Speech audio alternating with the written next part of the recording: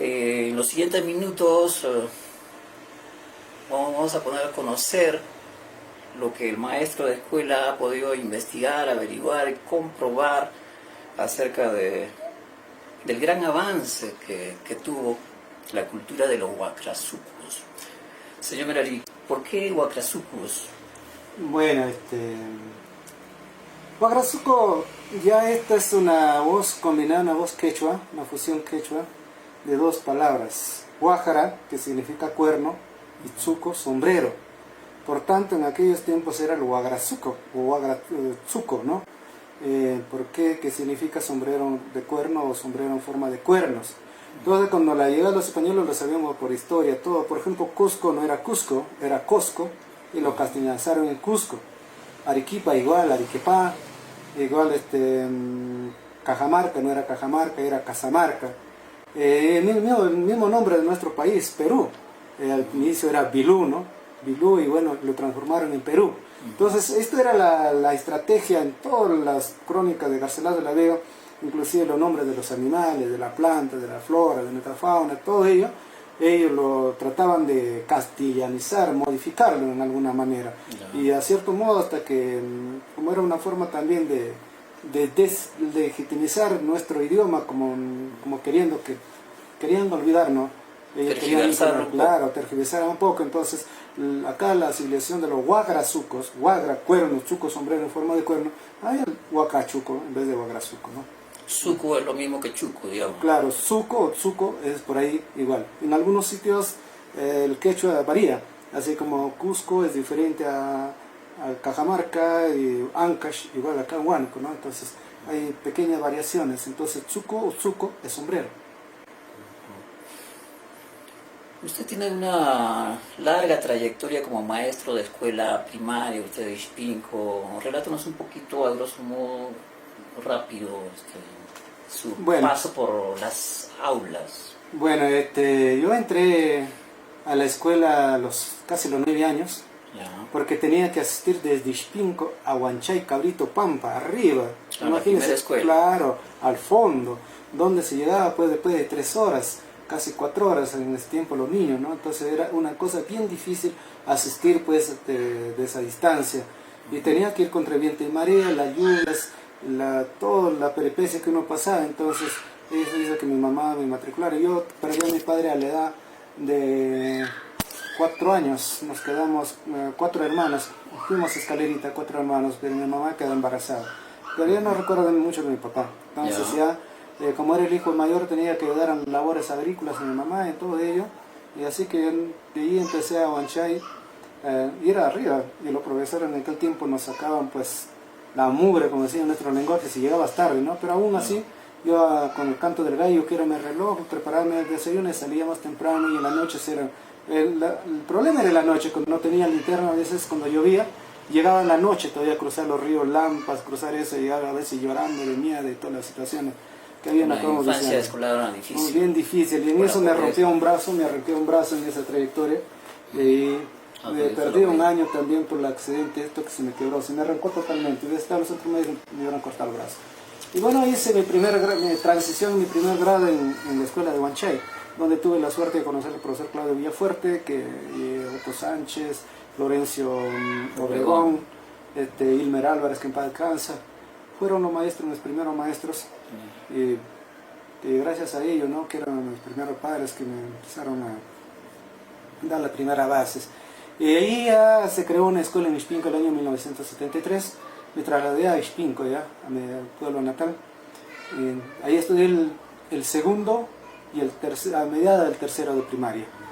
Y ahí ya era un chico seguramente muy destacado, porque yo recuerdo que le ayudaba a mi profesor en aquel entonces, que padre descansa también, Víctor Aro López, un profesor que era etílico el profesor, y yo le hacía sus informes, él me dictaba y yo hacía todos sus informes de sus escuelas. En diciembre ya yo dominaba un poco, en tercer año de primaria nomás dominaba la pluma, y entonces él simplemente me dictaba y yo hacía los documentos, porque él no podía escribir por la situación que le temblaban los brazos. Tuvo un inicio temprano en esta cuestión literaria, manuscritos. Me valió muchísimo que el profesor me diera esa tarea para yo redactarse los documentos, ¿no? Mira, ahora entonces, es un escritor, usted. De ahí que, bueno, Y este profesor, a pesar que era etílico, nos enseñaba cosas muy importantes. En tercer año de secundaria nos enseñaba lo que era, en tercer año de primaria, nos daba temas que se hacían en secundaria, la matemática en secundaria. Y fue sorprendente, cuando yo vengo acá ya en el tercer periodo, acá en Huacrachuco, encontré que acá en la capital provincial estaban tan atrasados que nosotros allá en Ixpinca estábamos tan adelantados que los temas que acá para mí era un repaso. Mérito de los profesores. Y sí, y este muchacho, para mí los 20 en la primaria, ¿no? Y, ¿de dónde eres, hijo? Ixpinca. Me miraba de pies a cabeza y venía con mi yanquisito acá, pues, ¿no? Caídito, pues, caído del palte de allá. Su inicio, su contacto con la historia y particularmente con la arqueología, ¿en qué momento se da? Bueno, de ahí pues terminé mi primaria, el primer puesto, entré a la secundaria. Tuve problemas mucho de bullying acá en la secundaria, pero tuve que saberme sobrellevar. Ya estudiaba solo. Prácticamente acá mi madre me acompañó hasta el cuarto año de primaria. Ya el quinto y el sexto grado, el quinto año lo tuve que hacer solo. Y toda mi secundaria lo hice solo. Y así que ya tuve un padrastro que perdió a sus hijos el estudio. Entonces se puso celoso y me declaró la guerra. Ya definitivamente que yo no estudie. Entonces ya le cortaron todo el tipo de apoyo, le pegaba a mi mamá cuando me trataba de ayudar. Así que yo solo empecé a irme a la selva. Diciembre yo tenía notas, así me ponían 0, yo ya estaba allá en la selva, trabajaba. Diciembre, enero, febrero, marzo, abril, mayo llegaba, me ponía al día y la misma los exámenes. Es así mi vida. Y que en cuarto año de secundaria siempre he liderado, era muy destacado, me gustaban los poemas, hacía sketches, escribía sketches, hacía muchas representaciones, el pueblo me tuvo muy aprecio y a los profesores yo les engañaba, que tenía un hermano en Lima que me mandaba un libro de poesías y poemas. Y esas poesías y poemas yo las componía con un amigo Elmer López que hoy vive en Lima. Entonces, y le decíamos, y nosotros le agarrábamos a nuestro compañero, le dábamos sus poemas. Le decía, mira, yo he sacado de mi libro que me mandaba, y le enseñábamos, le preparábamos a los chicos y le declamaba, y le hacíamos llorar, a una profesora de literatura le hicimos llorar con un poema madre. O sea, usted ha sido antes literato, antes que arqueólogo. Antes, mucho de eso, me gustaba mucho. Su inicio ha sido la literatura, las letras. Y mire que lo perdimos, dos cuadernos de 200 hojas que en aquel tiempo, escrito que estuvo en la mano de mi amigo Elmer y se fue a Uchiza por razones económicas, y se la fue llevando los libros posiblemente, y nadie nos motivaba pues ser un escritor. A nosotros nos tenían así, o sea, que el hombre de campo, de anexo, es el bruto, es el inútil, es que no sabe, solo que estos son cosas de los grandes, de los millonarios, no, nos tenían, eso era una visión que nosotros veíamos de ese ángulo. Nadie nos despertaba la idea que podíamos ¿Qué literatos le llamaban poderosamente la atención? A mí me gustaba mucho las obras de Ciro Alegría Bazán. He leído muchas obras de él, y así varias obras, ¿no? En poesía. De poesía, de Becker, Adolfo Becker, bueno, tenía poemas, y después componíamos nuestros poemas. Quizá le diría con más destilez, porque en aquel tiempo de joven uno es más para los poemas, ¿no? Claro. Y desgraciadamente esos poemas han desaparecido, y he retomado pues después de 30 y pico de años de repente. Últimamente recién he reaccionado, ya, pero con una poesía nueva, amigo, con una poesía que tratamos, por ejemplo, acá en este nuevo libro, Amanecer Poético, ya tratamos de darle otro ritmo a la poesía, otro giro, no a la poesía dogmática, a la poesía momentánea, mentirosa, fantástica. ¿De qué año es ese poema? Esto es del 2014. Lo que queremos es ahora, a través de la poesía, transformar a la letra y darle espíritu, alma y carne, y que busque una sabia convivencia entre el hombre y su naturaleza, que hoy estamos tan divorciados. Un contenido. No, un contenido que eso es lo que buscamos. Hombre naturaleza. Exacto, porque eso es lo que necesitamos hoy en día, ¿no? Y que la poesía es el diario, el vivir, el presente, el pasado, el presente y el futuro. No simplemente que el día del papá, el día de la mamá, el 28 de julio, aprender esa poesía, ¿no? Mamita, que ya después pasado eso se acabó. Entonces hombre, naturaleza, realidad. Es una vivencia, exactamente. Eso es lo que tratamos de hacer con la nueva declamación hoy en día. Entonces, empecé con esos temas, bueno, en aquel tiempo pero nadie nos incentivaba, pues. No había que decir, ustedes pueden hacer, muchachos. Si hubiese tenido profesores que nos han dicho, ustedes pueden ser escritores, ustedes pueden, hacían empezar los escritores. Esa obra nació en los años 2000, pero surgió antes. Claro, la idea de ser escritor o poeta, yo tenía ya en los años del 80, pues. Claro, en la época del colegio. Claro, en el colegio. Y allí fue mi época que yo la desperdicié mucho, que donde mis letras destilaban, mi cerebro de repente destilaba cosas hermosas, ¿no? Y pues le hemos perdido. Estas cosas muy tarde hemos reaccionado, creo, pero nunca es tarde. Sí. Tengo el primer libro, tengo interesante, ¿no? Las joyas mitológicas del Marañón. ¿Por qué me empieza esto? Cuando yo era ya maestro, veía cómo nuestros ancianos cada día iban muriendo, y la nueva juventud, con la influencia de la tecnología, de los más medios, aparición de la televisión, los celulares y todo esto, hoy ya nadie cuenta, narra cuentos, leyendas, mitos, estereotipos, nadie, ya todo está muriéndose, todo se está enterrando con los elementos de la globalización. Entonces digo, pero si esto es parte de nuestra cultura, nuestra identidad, y si ya estos señores, de acá a unos 10 años, ya no vamos a encontrar a nadie, 10 años, no muy lejos ya, porque ya todo se está acabando. Dije, no, cuando empecé a trabajar en la UGEL Marañón, salía de especialista a supervisar las escuelas. Entonces en la mañana trabajábamos con los alumnos, con los profesores, y en la tarde tenía que irme a los hermanos del campo, le llevaba su coquita, su alcoholcito, y le decía, hermanos, entonces conversábamos ahí, le empezaba a preguntar, ¿qué cuentito sabes tú? ¿Qué sabes? Señor, chaca coquita te trae. ¿Qué, profesor, usted chacha? Sí, también de vez en cuando. Entonces dábamos confianza y me empezaban a hablar y contar. Entonces yo la iba recopilando de alguna manera, que luego pues como un borrador, y ya le daba el toque al colorido, el estilo personal, ya le ponía el estilo. Usted cuando lee acaba de ver que esto es un estilo netamente, un estilo de Marañón, la literatura huacrachuquina, lo que no encuentro en otros libros. Por ejemplo, mira, cada uno termina en estribillos. Esto no lo va a encontrar en ningún cuento, ningún libro, porque esto yo no me he basado en una copia ni calco, porque muchas veces los escritores también se guían de un patrón de alguien, ¿no? Es un estilo personal. Es un estilo propio, un lenguaje propio. No todo tal vez, porque nos falta. Tiene pues su estilo personal. Entonces acá tenemos un estilo netamente marañonense. Esto supone años de trabajo, de recorrido, de hecho, muchos años. Recopilación, conversar con gente de toda edad. De toda índole y de toda categoría también. Y así. Y en ese trabajo también vi pues que nuestra arqueología, conociendo, andando en la provincia, veía cómo los vaqueros en los años del 85 al 95, cómo amanecían ingenieros, profesores, autoridades cavando los cerros en busca de oro. O sea, ese fue el punto de quiebre donde usted dice, acá yo también quiero indagar.